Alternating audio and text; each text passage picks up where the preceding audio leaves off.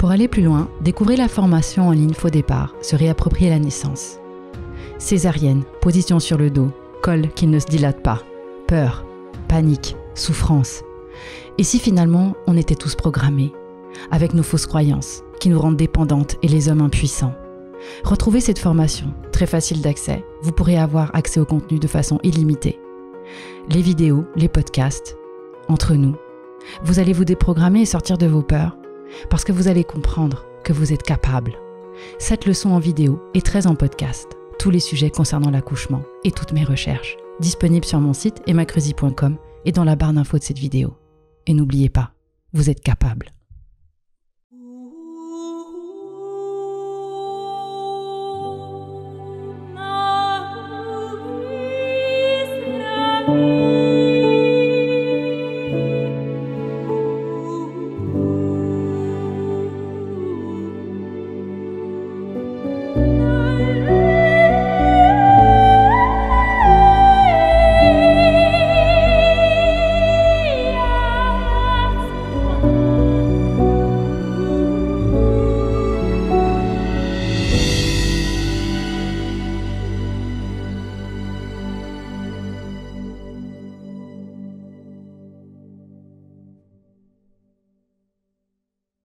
Bonjour les amis, bienvenue dans cette nouvelle capsule de Faux Départ. Salut Julie. Allô Emma. Et c'est reparti pour un tour de manège avec Julie qui aujourd'hui va nous partager ses expériences. Et tout de suite, on va aller dans le vif du sujet parce qu'on va parler des préparations à la naissance. Qu'est-ce qui marche pas? Qu'est-ce qui programme au lieu de déprogrammer? Et qu'est-ce qui vous met déjà les pieds dans l'échec? On va tout de suite aller faire un tour pour commencer, Julie, dans une étape de la grossesse qui conditionne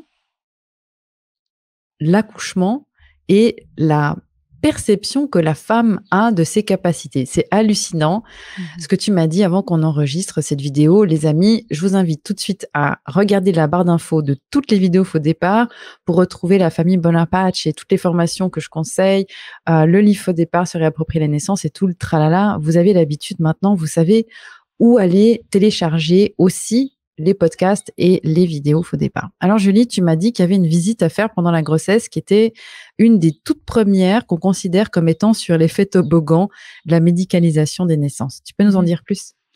C'est peut-être pas la première, mais c'est définitivement une des rencontres qui est souvent importante. En Europe, je pense surtout en France, il y a la rencontre obligatoire où on dit obligatoire avec l'anesthésiste. Puis c'est souvent à ce moment-là que qu'on en profite pour rappeler quelques messages qui font peur.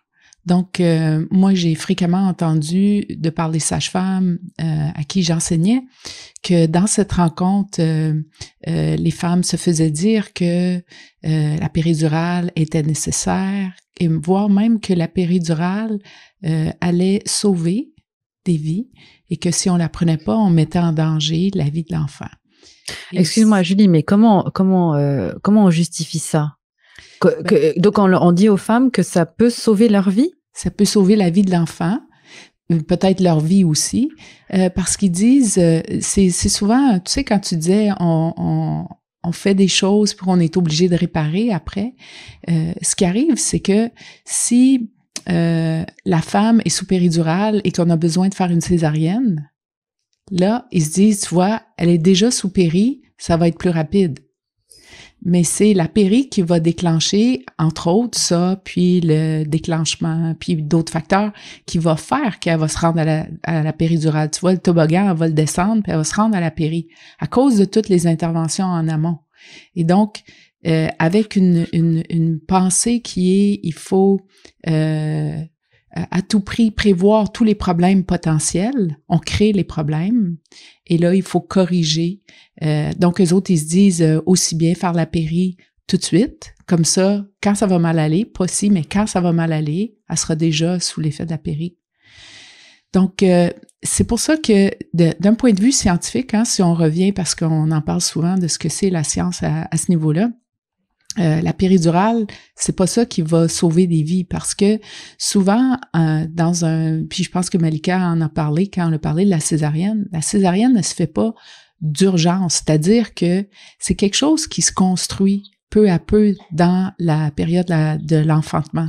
Et donc, c'est pas quelque chose qui arrive à la dernière seconde puis que c'est une question là, de minutes là, pour sauver la vie de l'enfant ou de la mère. C'est souvent quelque chose qu'on voit venir.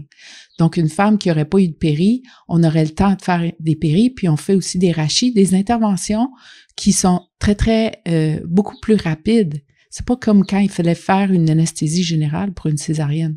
Donc, c'est quand la visite, elle se fait chez l'anesthésiste, c'est souvent une visite où on programme que tu seras pas capable, puisque il n'y a pas une visite obligatoire de prépare-toi avec les méthodes non pharmacologiques. Tu comprends?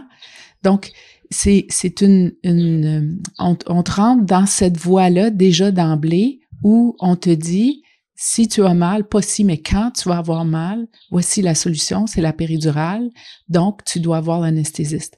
Je doute pas qu'au départ, ça a été fait avec une bonne intention, qui était de dire, on va soulager toutes les femmes de leur douleur. Tu sais, j'avais déjà parlé du congrès que j'avais fait à Vancouver quand j'étais étudiante dans le laboratoire de recherche sur la douleur. Puis que l'anesthésiste est venu à mon poster scientifique, puis il m'avait dit, je vous comprends pas, vous autres, de vouloir que les femmes souffrent. Puis, dans leur tête, c'est vraiment, il faut soulager la douleur. On fait une péridurale à tout le monde, il n'y a personne qui va avoir mal. C'est ça le thinking.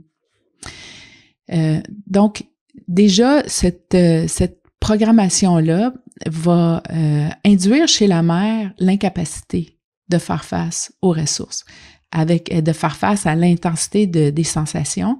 Et le message qu'on dit, même quand les femmes disent, oui, mais tu sais, j'ai quand même des outils, je fais des cours de prépa, tu sais, je me suis, tu sais, j'ai quand même une bonne capacité. On sème souvent le doute sur, oui, mais tu sais, tu peux bien essayer tes petites affaires, mais ça n'aura pas le même effet que la péridurale. Donc, on induit ce qu'on appelle le nocebo. Le nocebo, c'est l'effet inverse du placebo. Le placebo, c'est très bien connu dans le domaine de la santé. C'est un effet qui est induit par une intervention qui n'en est pas une.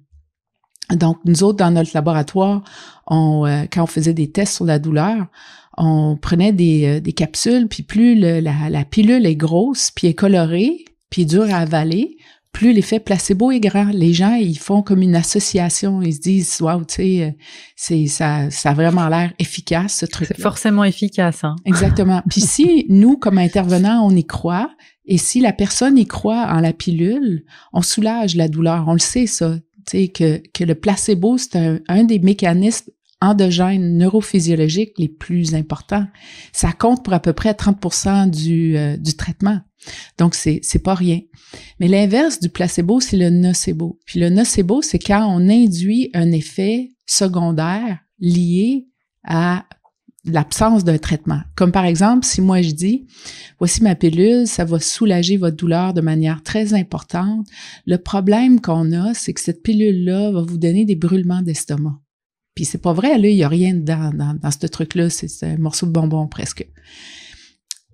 Si moi j'y crois et que la personne qui est devant moi me croit, elle va vivre, elle va revenir dans le lab puis elle va dire, vous savez, j'ai pris cette pilule, ça m'a vraiment aidé sur la douleur, sauf que les effets indésirables étaient tellement intolérables que j'ai dû arrêter. Tu comprends? Donc si moi je suis enceinte puis je vais voir mon anesthésiste puis il me dit, ben là, tu sais, moi j'ai vu beaucoup de femmes puis les femmes ont vraiment, vraiment mal. Et puis la péridurale, si tu voyais, il n'y a plus personne qui crie puis tout le monde est tranquille, ça va bien. Pourquoi tu prendrais pas ça? Tu comprends? Puis même si c'est dit très, très gentiment, ça induit un message. Puis si le médecin dit en plus, tu sais, les petites techniques, là, j'ai vu plein de femmes essayer ça, des respirations, puis de bouger, puis ça marche pas. Ils réussissent pas. C'est juste trop intense. Donc, ça induit un effet négatif qui est lié à son intervention. Oui, je précise aussi que ceux qui sont hommes, en plus, les anesthésistes hommes, savent bien de quoi on parle quand on parle de douleur de contraction, puisque c'est bien connu que les hommes le vivent régulièrement. Bref, on parle beaucoup quand on est dans le milieu de la formation de se déprogrammer avant, comme on le disait aussi l'autre jour. J'aimerais qu'on revienne parce que j'ai envie, les amis, qu'on mette un peu de warning avant de parler justement de formation à proprement parler. Qu'est-ce qu'on peut faire pour se préparer au mieux? Qu'est-ce qu'on peut surtout ne pas faire ou arrêter de faire si on a commencé à le faire pour justement pas se mettre des images, des fausses croyances, des connexions fausses de fusibles dans notre programmation. On parlait dans une capsule précédente de l'effet de la télé-réalité. Tu te souviens, Julie, quand je te disais qu'il y a des gens qui se forment comme ça, en fait, et des partenaires qui se disent, bon, bah, pour savoir ce qui va se passer le jour J, je vais regarder cette émission, ça fleurit partout, notamment sur YouTube. Il y a des maternités en France qui mettent des caméras partout, dans les salles d'accouchement aussi, et puis on se dit, bon, bah voilà, c'est comme ça que ça se passe. Alors, comme je te disais l'autre jour, moi, je regarde ça régulièrement pour voir l'état des lieux aujourd'hui actuellement, histoire de garder quand même une notion de ce qui se passe dans la vraie vie, hein, parce qu'évidemment, la famille de la physiologie est vaste, mais on va dire qu'il y a encore énormément de travail, les amis, on n'est pas sorti de l'auberge. Et donc, moi, quand je vois ces émissions de télé-réalité, ce que je note surtout, c'est l'adrénaline, le stress, les urgences, les problèmes. Qu'est-ce que tu as envie de nous dire par rapport à ça? Je pense que les couples qui se forment comme ça, les femmes qui se forment en regardant ce genre d'émission. C'est très, très important qu'on s'expose pas pendant la grossesse et même avant la grossesse et je dirais en général aux expériences négatives. Parce que les expériences négatives nous conditionnent. Moi, je le vois souvent chez le père qui avait une sœur ou quelqu'un de proche qui a eu une mauvaise expérience. Puis c'est comme si ça rentre dans la tête, puis ça devient à quelque part notre propre expérience. Donc, c'est important de s'exposer à des modèles positifs, des choses qui nous inspirent. Tout comme dans la vie, d'être avec des gens négatifs, ça nous tire vers le bas. C'est comme si on prend tu sais, t'écoutes quelqu'un qui écoute les nouvelles tout le temps, les mauvaises nouvelles ou les fake news, on va dire, mais les mauvaises nouvelles. Puis, aussitôt que tu le vois, il te dit, ah, il est arrivé ça, lui, il s'est fait tuer, ils ont volé. Ça nous impacte aussi, hein, ça a un effet énergétique sur nous. Mais c'est la même chose pour la naissance. Il faut pas s'exposer à des modèles qui nous inspirent pas. Si ça nous inspire de voir quelqu'un qui est branché de partout, puis qu'il y a des appareils technologiques, puis qu'on est dans un milieu hospitalier, puis que ça nous rassure, tant mieux. Mais je préférais qu'on s'expose à des modèles où la femme est épanouie, elle vit bien son enfantement, elle s'exprime, elle bouge, elle mange, elle boit. C'est un modèle qui va nous aider, nous, à se programmer d'une manière plus adéquate. Puis tu sais, la partie de la programmation anciennement, elle se faisait de génération en génération, c'est-à-dire que on était exposé à des enfantements. On était présent. Tu sais, dans les familles autochtones, on voit dans les livres où ils relatent les expériences de l'enfantement chez les femmes autochtones, on voit que ça se passe dans la communauté, ça se passe dans l'environnement où il y a une transmission de femme à femme, de génération en génération, de ce que c'est le geste de l'enfantement. C'est pas quelque chose qui se fait complètement à l'extérieur. Et ça fait partie de notre programmation. Si moi, j'ai vu d'autres femmes enfanter, j'ai compris comment ça se passait dans son corps, je le vois, je le sens, et que je suis là en appui pour elle, je vais être capable de reproduire cette expérience-là. Fait que ça, c'est aussi une autre forme de programmation, c'est ce qu'on a vu, ce à quoi on a été exposé. Puis hier, on a parlé aussi d'Hollywood puis de tous les films. Ça a vraiment un impact qui est important sur nous autres, les femmes, puis sur les hommes, sur tout le monde au fond, parce que c'est toujours le même modèle qu'on voit. C'est toujours le modèle de la personne qui est hystérique, la femme qui se fait coacher, qui se fait dire quoi faire, qui crie, qui est mal. Donc, c'est rare qu'on voit une femme qui est dans son bain, puis qui est entourée de sa tribu de personnes bienveillantes qui veillent sur elle. C'est rare qu'on voit ça. Oui, puis c'est rare, comme tu dis aussi, qu'on voit la femme souveraine et pas dépendante justement de l'aide extérieure et du sauveur. Alors le sauveur, ça peut être l'anesthésiste justement qui arrive avec la picouse et tout le reste. Moi, c'est comme ça que j'ai vécu dans mon premier accouchement, l'arrivée de l'anesthésiste parce que j'en pouvais plus. J'ai eu droit au syntocinon, donc l'ocytocine de synthèse, et donc les contractions induites étaient ingérables. Cette anesthésie-là, effectivement, pour moi, c'est venu comme ça. Et comme tu le dis très bien, quand on ne connaît pas ces options, on n'a pas d'option. Alors justement, quand on fait des cours de préparation à la naissance maintenant, qu'on nous propose de faire, les groupes, on se laisse un peu guider par rapport à ce qui se fait dans notre ville, notre quartier. En général, on va penser que c'est justement les options qu'on a.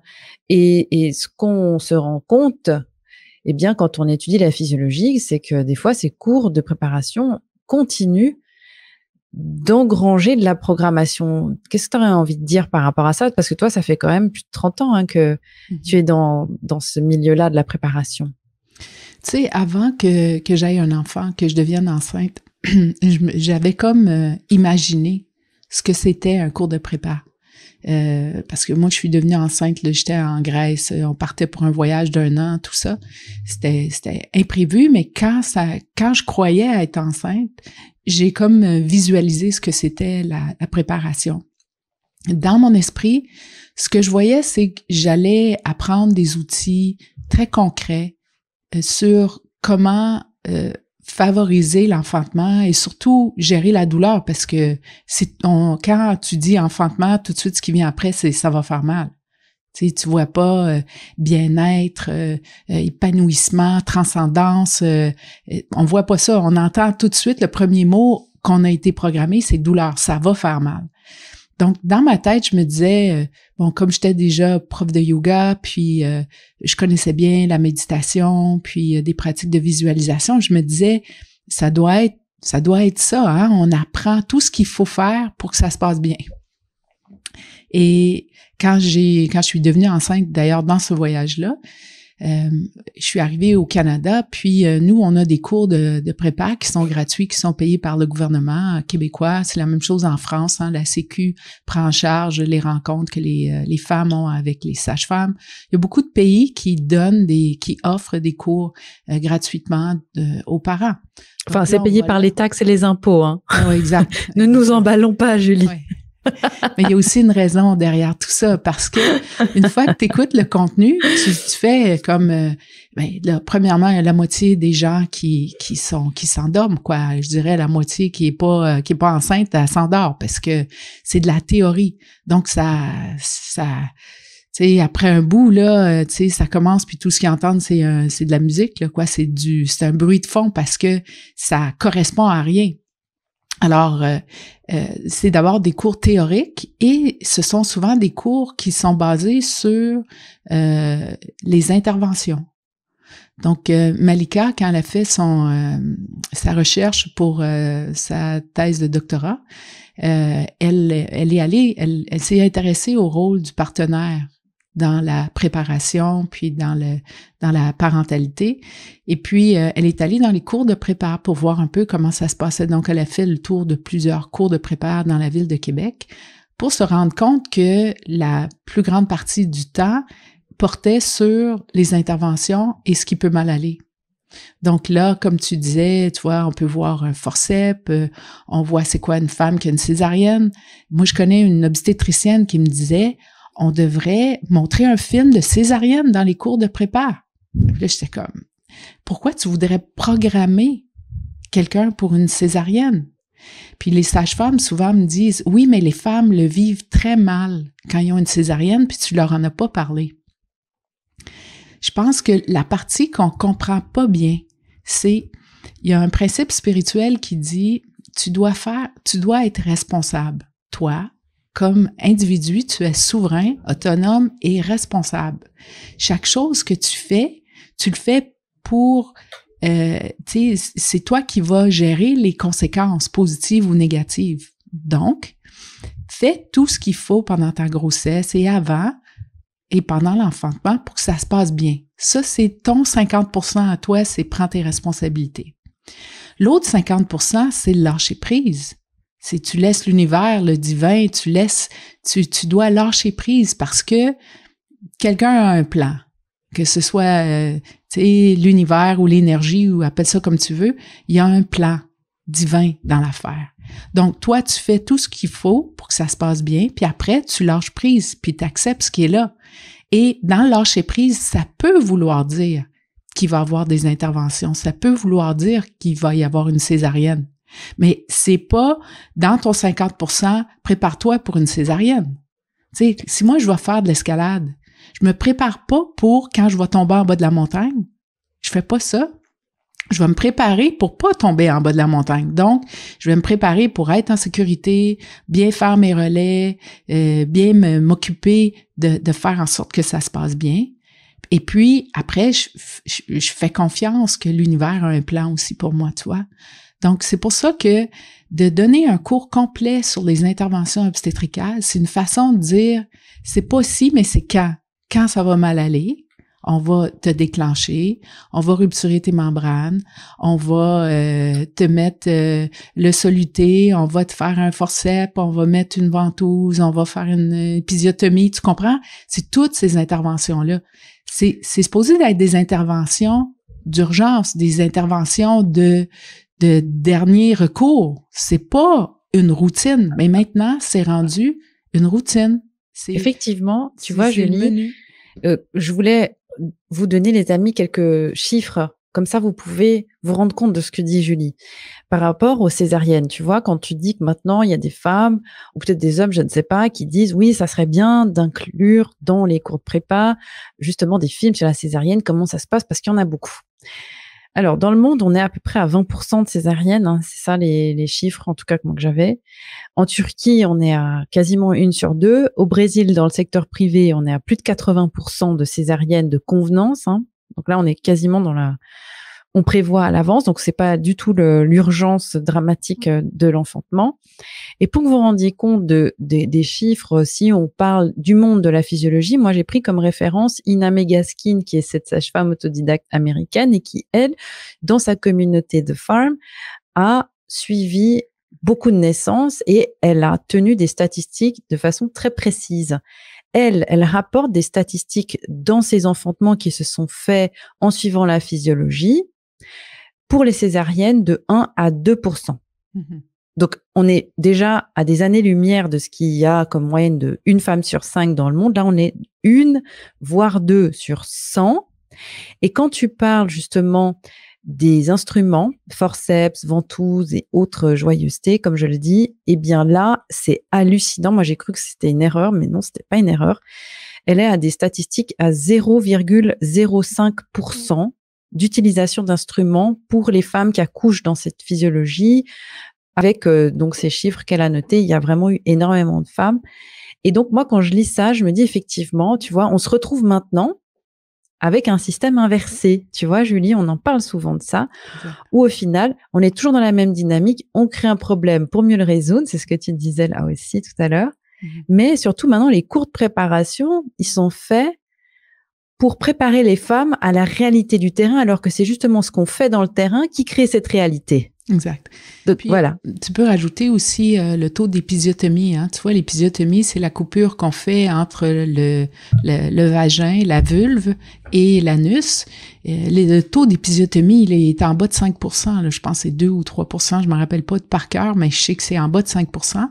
Alors que il y a encore des pratiques obstétricales dans le nord, au Maroc, en Algérie, où on fait quasi systématiquement cette intervention. C'est une intervention qui délétère, qui peut créer beaucoup de problèmes chez la mère, en plus de créer une convalescence en postpartum qui est beaucoup plus longue, un foyer d'infection. Souvent, on réussit pas dans certaines maternités qui sont moins développées, ils réussissent pas à bien aseptiser. Les femmes, ils saignent beaucoup. C'est terrible. Ça crée un trauma terrible. Et c'est pas nécessaire. Et on le voit avec les statistiques d'INOME et des sages-femmes qui font de la physiologie, qu'il n'y a pas de raison, extrêmement peu de raisons de faire une épisiotomie, une lésion sur le périnée, parce que notre périnée est fait pour s'étirer. Puis quand on respecte la physiologie puis qu'on laisse le bébé descendre, le périnée va s'étirer. Puis on peut aussi, travailler, s'exercer là à relâcher notre périnée, puis à le contracter, puis à lui donner une vie. Mais en tout cas, on en a déjà parlé dans des épisodes, puis on peut le faire dans d'autres plus spécifiquement. Mais tout ça pour dire que pour prévenir quelque chose, on crée quelque chose qui va créer plus de problèmes. D'ailleurs, c'est prouvé que quand on coupe, il y a des déchirures qui vont jusqu'à l'anus, alors que c'est extrêmement peu fréquent quand on fait pas de coupure. Alors, c'est juste pour dire que c'est très important de revenir sur des vraies bases, puis de revoir c'est quoi qui est quoi. Et comme tu le dis si bien, la déprogrammation est importante. Il faut faire cette déprogrammation de toutes les interventions qui existent, puis revenir à la base sur c'est quoi la physiologie, qu'est-ce que l'univers, qu'est-ce que le divin a prévu pour l'enfantement. Puis, est-ce que c'est vraiment dangereux? Puis, tu vois, dans notre façon de faire, on a comme accepté le collectif sur les besoins de l'individu. Maintenant, on est rendu dans une société où on priorise le collectif sur les besoins individuels. Et bien que moi, je suis quelqu'un qui est beaucoup au service de l'humanité, je l'ai toujours été, ça commence avec soi. Il faut commencer par se soigner soi, prendre soin de soi pour qu'on puisse aider l'autre. Et de dire que tu vois, je vais te donner un autre exemple. Manger et boire pendant le travail. Manger et boire, c'est très important. Tu sais, c'est comme faire un marathon. Qui ferait un marathon sans boire ou sans manger?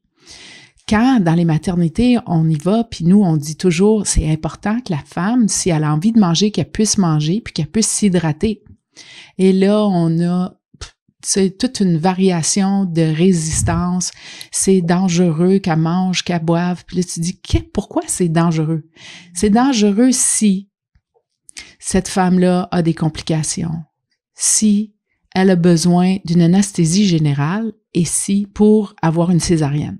Mais là, t'es rendu à beaucoup de si, là. Tu sais, t'as descendu le toboggan pas mal, là. Alors, si elle a besoin d'une césarienne, elle peut avoir une péridurale. Si elle a une péridurale, c'est pas grave qu'elle ait mangé ou pas. OK? Avant, on disait qu'une femme qui avait une anesthésie générale, elle pouvait, comme étant endormie, elle pouvait aspirer dans ses poumons le contenu de ce qu'il y avait dans son estomac.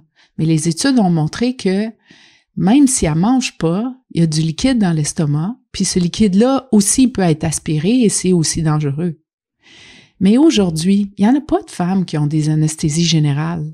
Toutes les femmes vont avoir des péridurales si jamais ils ont besoin d'une césarienne. Oui. Et puis, j'ai envie de dire, qu'est-ce qui se passe si on a un accident quand on sort du restaurant et puis qu'on vient de faire une bonne bouffe? Exactement. Est-ce qu'on va nous dire, ah non, je vous opère pas, vous venez de manger? Exactement. C'est un accident. Et ça, c'était exactement ce que je leur disais.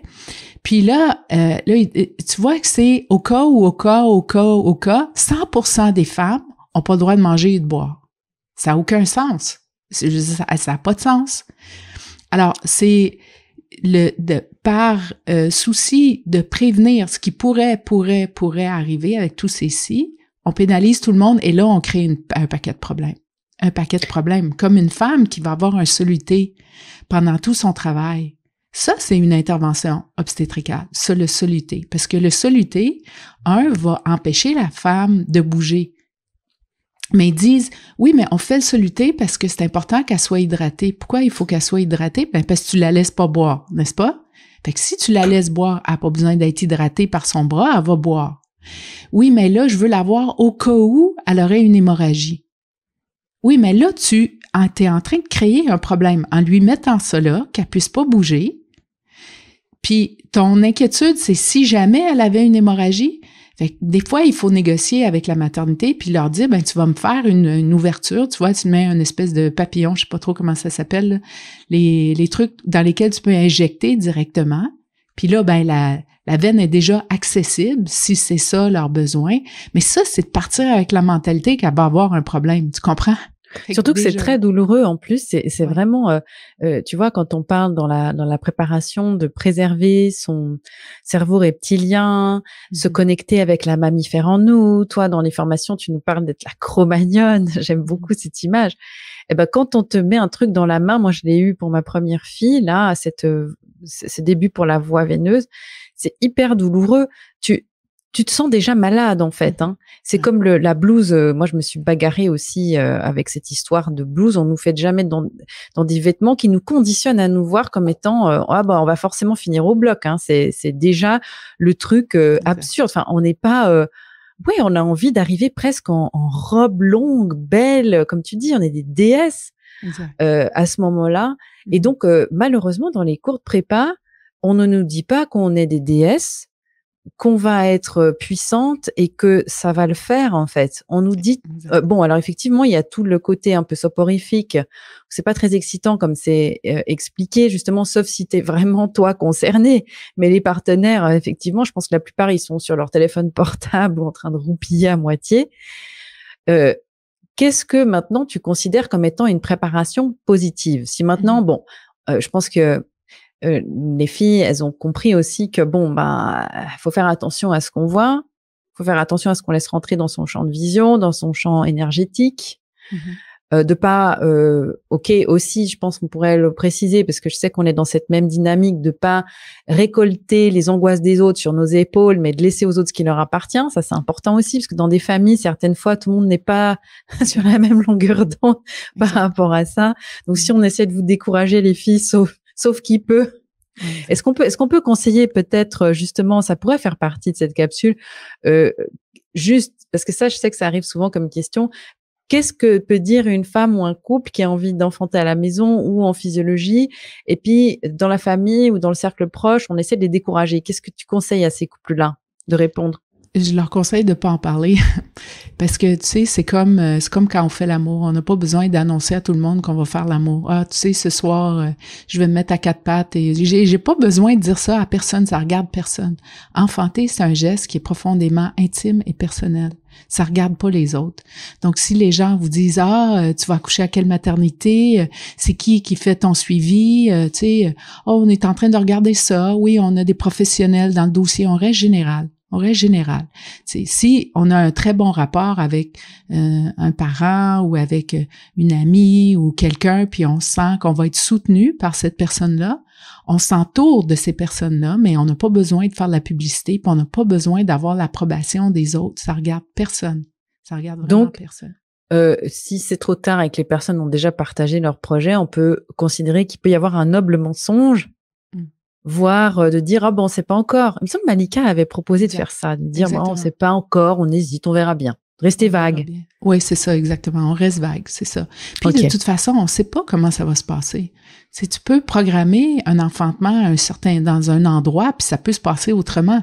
Je veux dire, il y a des femmes qui ont des accouchements inopinés à la maison, qui n'avaient pas prévu, puis ils voulaient s'en aller à la maternité, et l'inverse. Donc, tu vois, c'est quelque chose qui, je pense qu'on reste sur le flou, là, ça reste une très bonne option.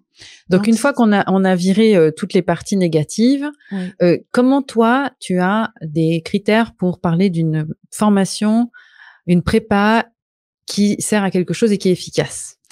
On va le regarder d'un point de vue scientifique, OK?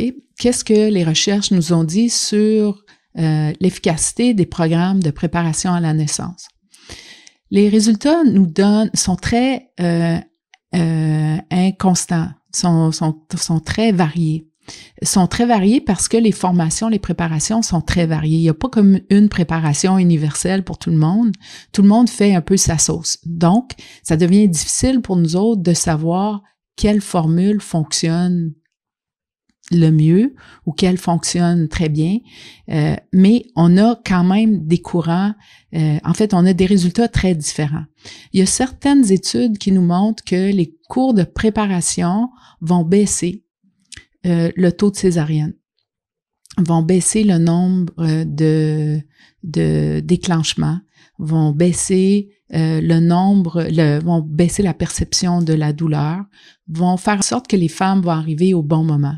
Donc, il y a des études qui nous montrent qu'il y a des préparations qui vont aider à ce niveau-là. Il y a d'autres études qui nous montrent que les préparations augmentent le taux d'intervention obstétricale. Donc, il y a plus de forceps, plus de ventouses, plus de péridurales, plus de césariennes chez les femmes qui ont suivi le cours. Donc, tu vois, ça questionne. Il faut revoir qu'est-ce que c'était le programme qui a été enseigné pour que le taux d'intervention augmente.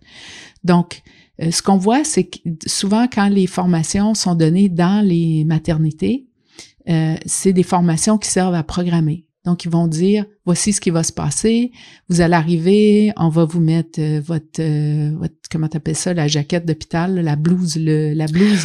Oui, c'est ça. Moi, j'appelle ça la camisole de force, mais en fait, ça, c'est plutôt dans les hôpitaux psychiatriques. Mais au final, on a quand même l'impression d'être prisonnière. Mais ça s'appelle, oui, probablement une blouse. Je sais pas comment ils appellent ça en réalité, je ne sais pas. C'est ça. Donc là, on met ça. Tu vois, aux États-Unis, les femmes, ils sont obligées de rentrer en chaise roulante. Tu vois, c'est déjà la programmation de ça va mal aller là. Hein?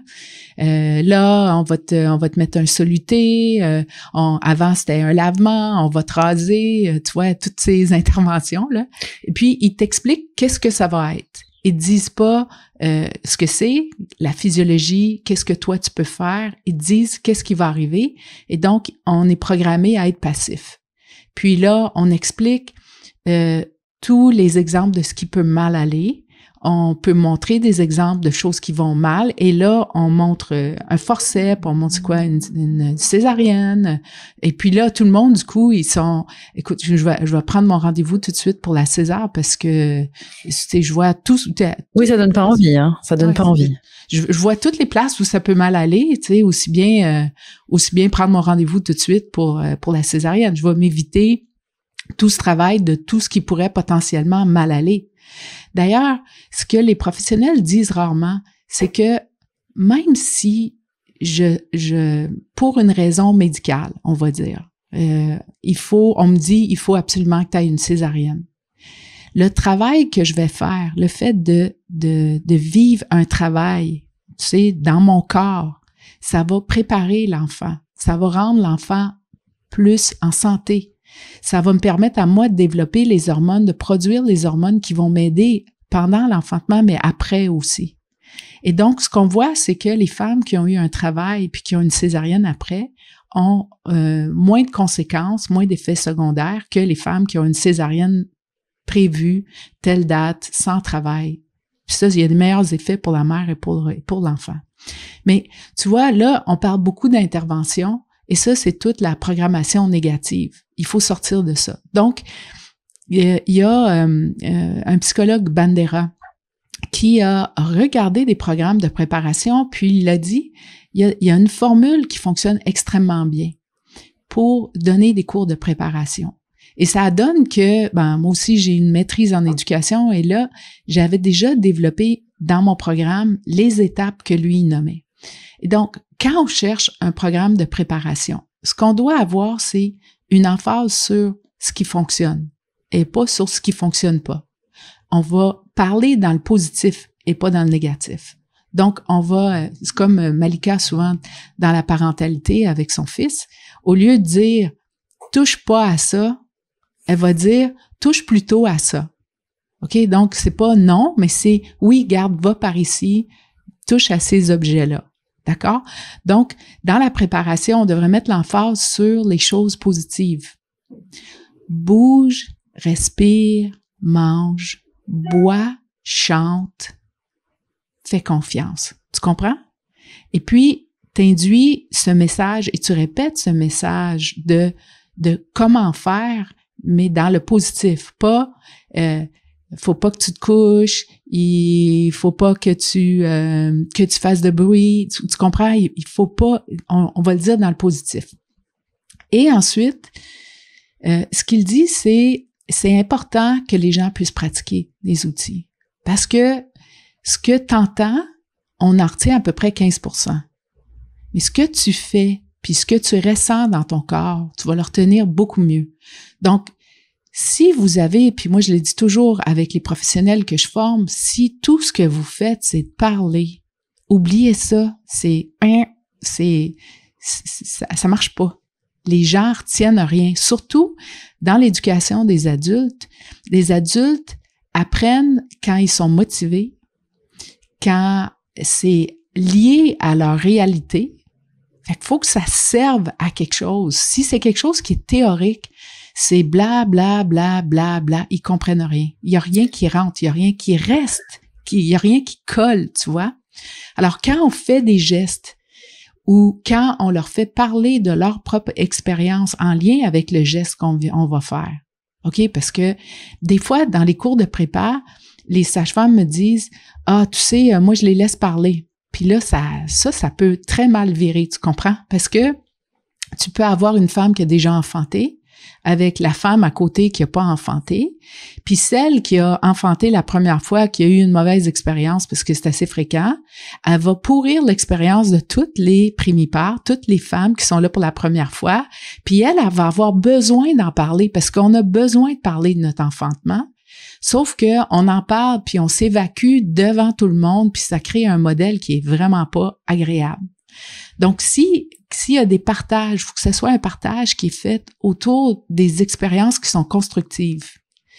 Puis quand nous, on avait des partages, il faut que ça soit bien cadré. Quand nous, on avait des partages dans nos groupes,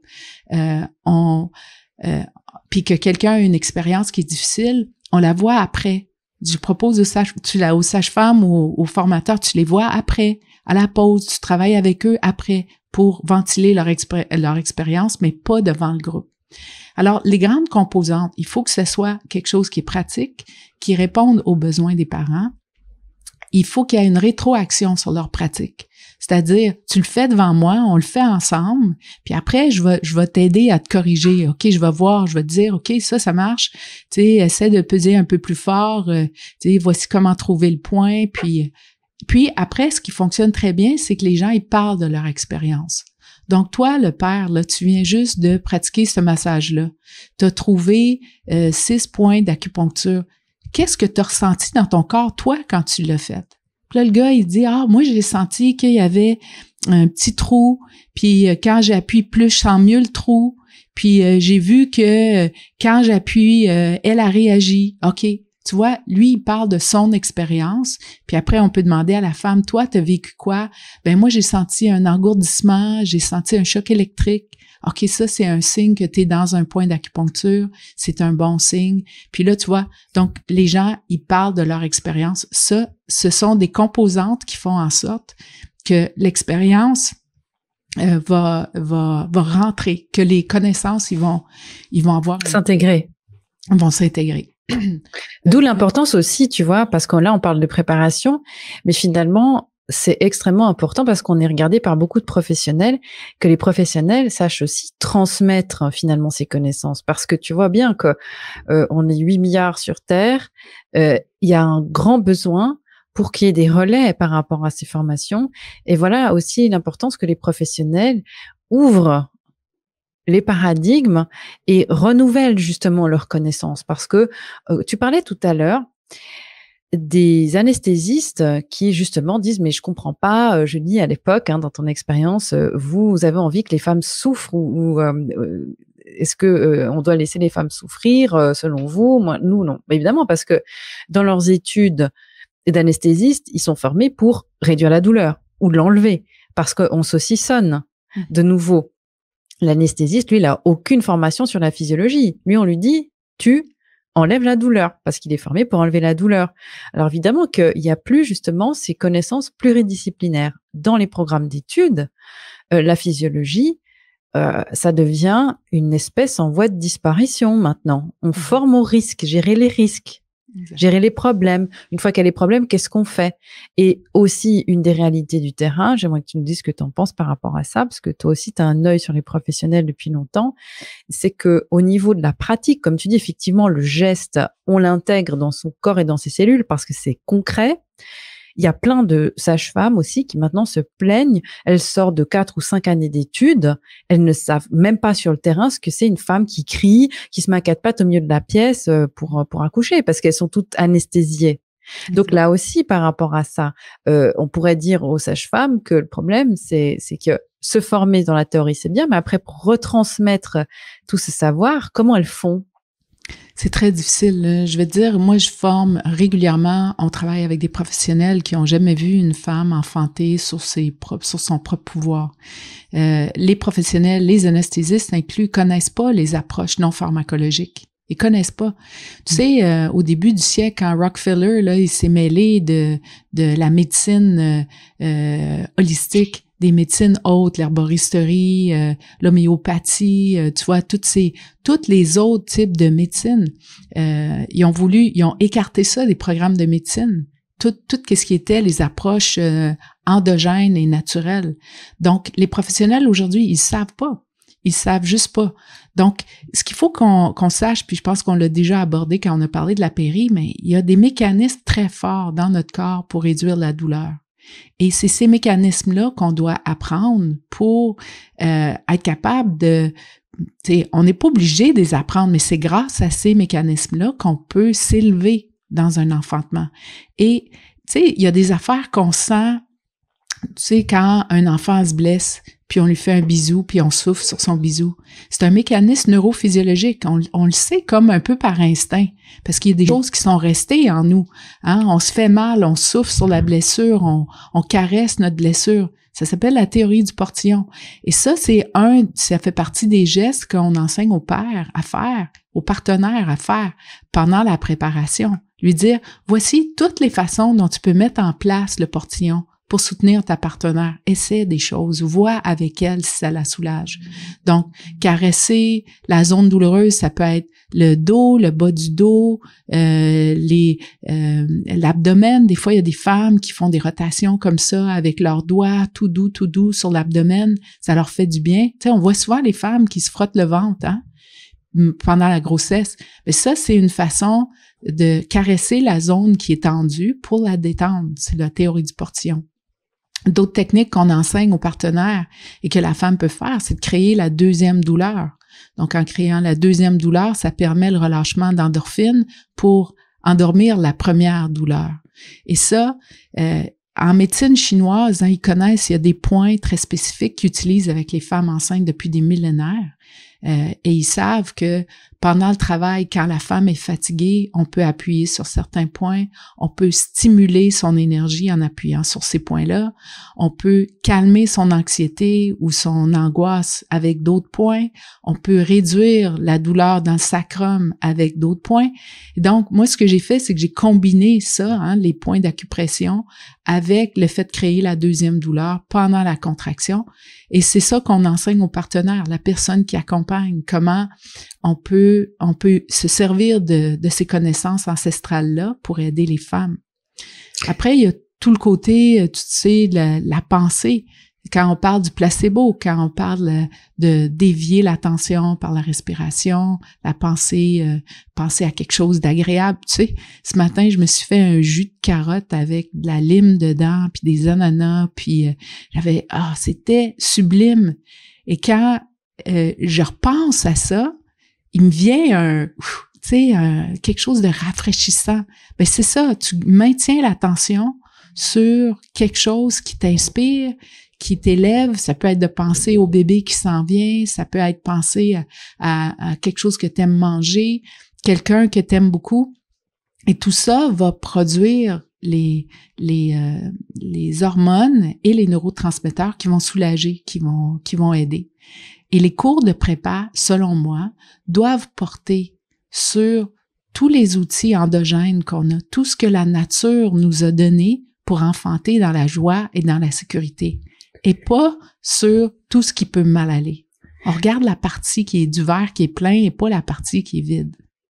Oui, tu vois, finalement, tu résumes assez bien ce que j'allais dire, c'est que finalement, les préparations qu'on peut conseiller sont des préparations durant lesquelles on va dire que la mère et son bébé ont tout ce qu'il faut en eux, parce que tu parles justement de solutions endogènes, pour arriver au bout du voyage en sécurité, heureux, avec la nature comme allié principal, alors que les formations qui sont plutôt des listes de problèmes éventuels, eh bien, celles-ci, on va leur dire, bon voilà, heureusement qu'il y a ceci, cela. Dès qu'on est dans l'extérieur, dans l'aide extérieure, eh bien, on peut considérer que c'est pas vraiment une préparation parce que on est plutôt en train de soumettre à votre subconscient l'image que vous êtes incapable. Une fois de plus, on est toujours dans ce paradigme, dépendance, impuissance, incapable,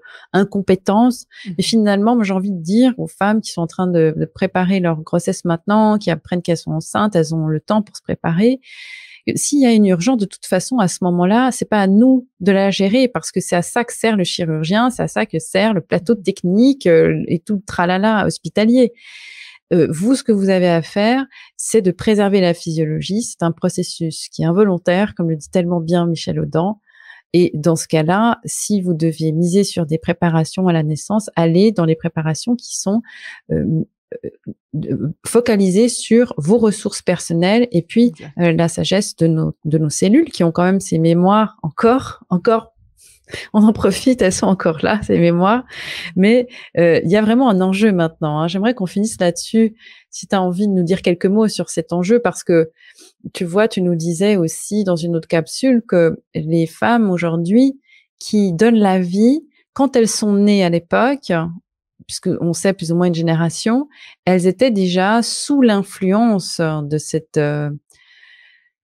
cytosine de synthèse pour beaucoup de tous ces molécules chimiques, de tous ces gestes médicaux et ces protocoles. Alors, qu'est-ce que tu aurais envie de leur dire? Parce qu'elles aussi, dans leur programmation, justement, c'est pour ça que j'insiste beaucoup sur se déprogrammer, hein, si possible.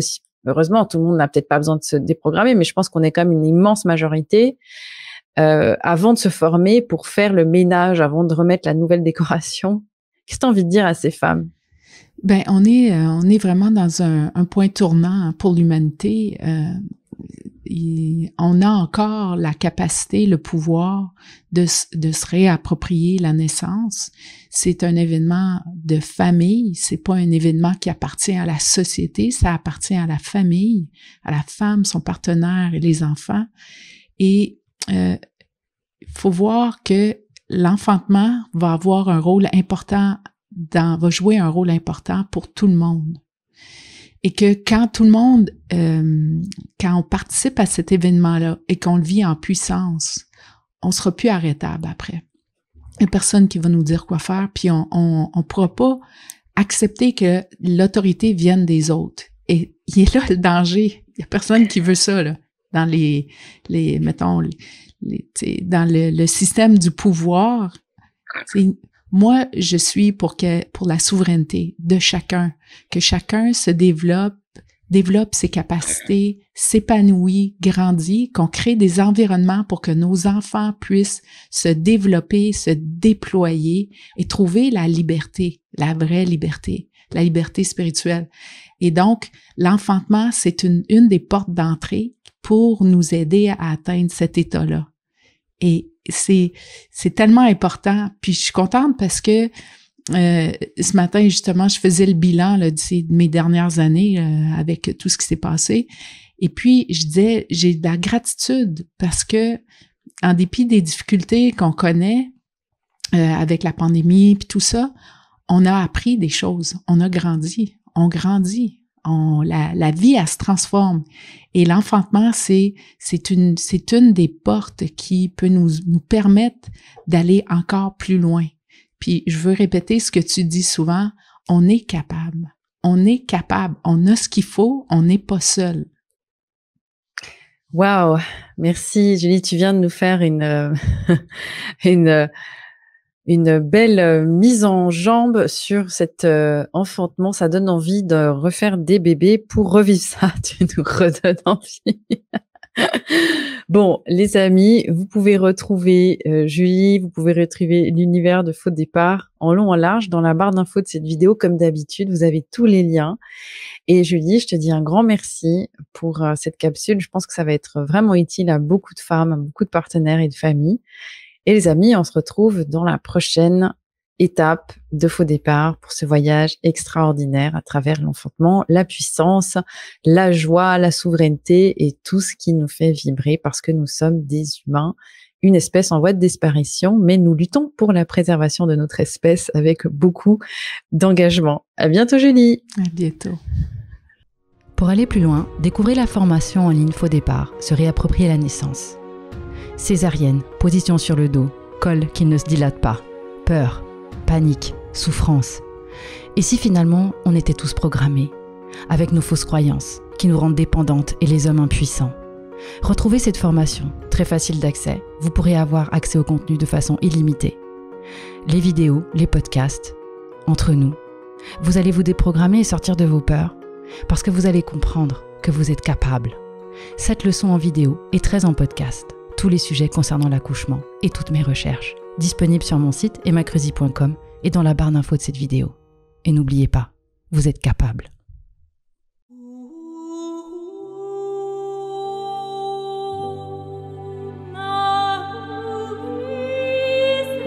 Thank you.